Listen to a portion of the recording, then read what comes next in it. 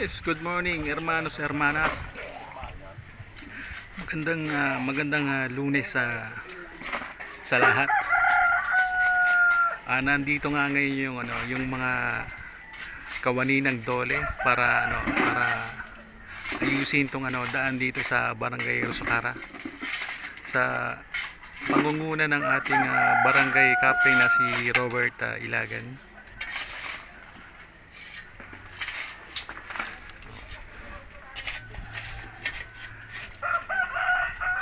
So yung yung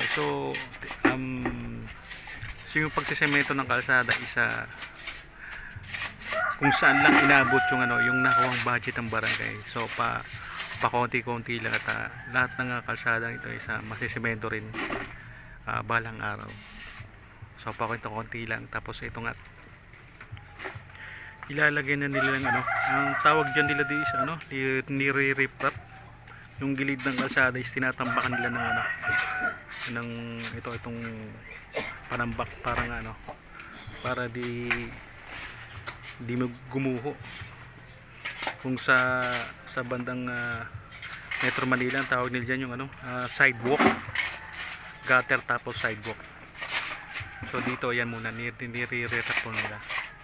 So itong mga tao na to is yung mga tao ng mga Dole. So doon pa lang yung nasisemento, tapos yung palibot yan hanggang doon sa likod ng barangay. So dito pa yung hindi pa yan. So inaalis na nga itong tambak na ito para madaanan na magamit itong kalsadang bagong gawa. So yung hindi pa nasisemento.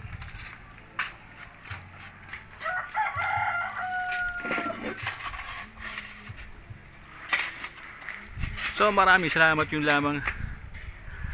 At magpapatuloy ulit tayo sa paggawa ng content, moto vlogs, mga do it yourself, mga DIY sa pagre-repair. And once again, this is your boy Mr. Freeman. At magandang araw, keep safe, and see you to the next one.